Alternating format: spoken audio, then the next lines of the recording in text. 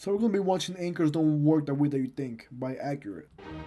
This is one of the biggest machines on the planet. 100,000 tons of steel, cargo, 100,000. and raw power. How So, do you stop this? when it needs to stop in the middle of the ocean, what holds it in place? You're probably thinking, the anchor, obviously. It's huge, it's heavy, it digs into the ground. Simple. Well, what if I told you that's almost completely wrong? On a massive Tell me ship, about it. the anchor is basically just a placeholder. The real secret to stopping this beast from drifting isn't the anchor. It's a mind-bending piece of physics hidden in the chain. The chains, okay. How does that work? So, to get a ship to stay put, you need to fight two invisible enemies, wind and current. They are constantly pushing this massive object. And to fight back, you have two key tools. First, the anchor. Its job isn't to be heavy. Its job is to be a hook. Modern anchors, called stockless anchors, are designed to do one thing perfectly: dig in. When they Okay. hit the seabed, their flukes, these shovel-like arms, are shaped to bite into the ground as soon as they're pulled horizontally. But of course, this only works if the seabed cooperates. Solid rock is practically unusable. If you were to apply force to an anchor on top of solid rock, the anchor will just skate right over it. The algae have a similar effect. They create a carpet-like surface where the anchor will simply slide. A sandbed is an improvement. The anchor will dig in much easily, but it will be difficult to find a solid grip. The ideal situation So what's the point of it? Half of its fucking useless. How did they even get to stop them?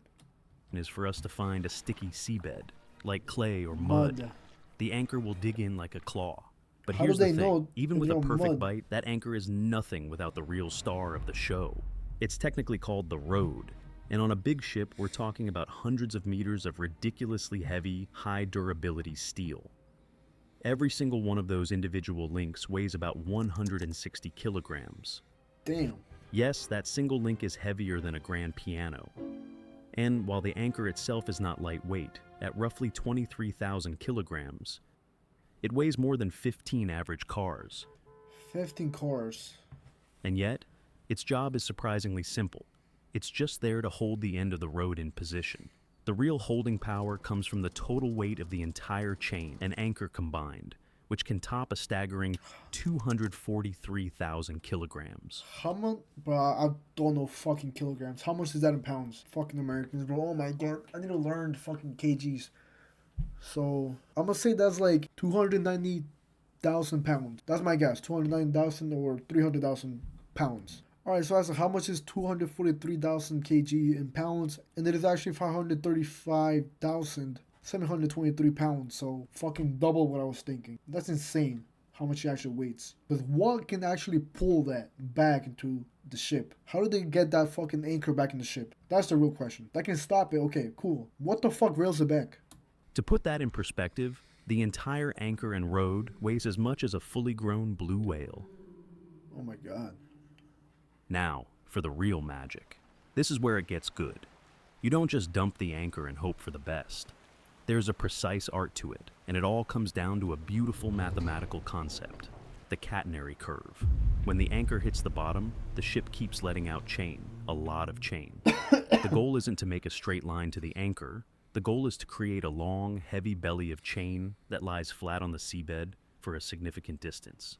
This Okay. curve is the catenary, and it does two incredible things. First, the sheer weight of hundreds of feet of chain lying on the seabed creates an insane amount of friction. It's like a giant paperweight. But second, and this is the genius part, it acts as a massive perfect shock absorber. When wind or waves push the ship, they aren't pulling directly on the anchor. They're trying to lift this immensely heavy chain off the seafloor. All that energy is spent fighting the weight of the chain. The curve straightens out, absorbing the shock like a giant rubber band.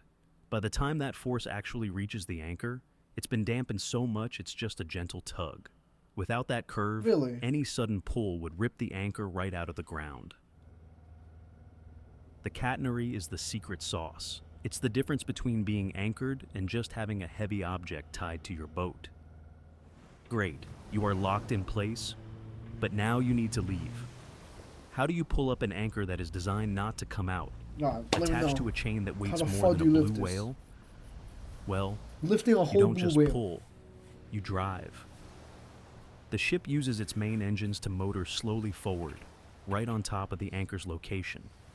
As the ship moves, the windlass, that large machine on the front, pulls the chain in.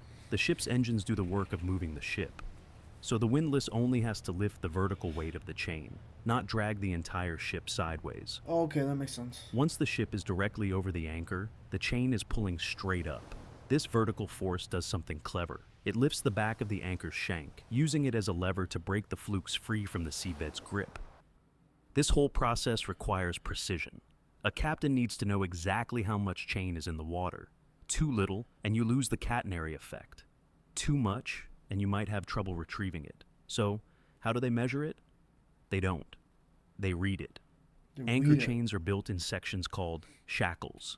Each one is about 90 feet, or, in real measuring dimensions, 27.5 meters long. At each Okay. join, the connecting link is painted a bright color, usually red. Then, Oh, the I've links on seen either them. side of it are painted white. The number of white links tells you which shackle it is. One white link on each side means it's the first shackle. 2 means it's the second. 3 means the third. It's a simple, rugged analog system that lets the crew just look at the chain and know instantly that, say, 5 shackles are in the water, meaning 450 feet of pure holding power. 450 feet. This is the elegant, deliberate, and Dude, that's actually insane. I don't know who came up with that, but that's so fucking smart. Because if you put too much, then you're pretty much fucked. And if you put too little, you might not stop. So, what about little boats? Do little boats still have the anchors? Yeah, right? They definitely do. But I don't think I've heard of like little boats having big anchors, just like the tying knots to keep them still, kind of. I know big ships have those huge fucking ropes that they tie on against shore. I don't know how they get them back if they're pulling it constantly, but hey, fuck it, man. They somehow managed to do it. physics-driven reality of anchoring a massive ship. It's a slow dance of machinery and natural forces. And then we have Hollywood movies, where a huge battleship can drop the anchor to do an emergency handbrake turn, which is completely inaccurate. So, what would really happen? Best case scenario, the chain would absorb a tiny bit of energy, then the anchor would be ripped out of the seabed and just bounce along the bottom like a tin can tied to a car. The ship would barely even notice. Worst case, the anchor somehow gets a perfect hold on solid rock. The chain snaps instantly under the unimaginable Hell no. force. So the next time you see a colossal ship resting peacefully in a harbor, you'll know it's not just sitting there. It's actively engaged in a delicate balancing act. It's held in place not by a simple weight, but by a graceful curve, a hidden law of physics, and the immense distributed power of the chain.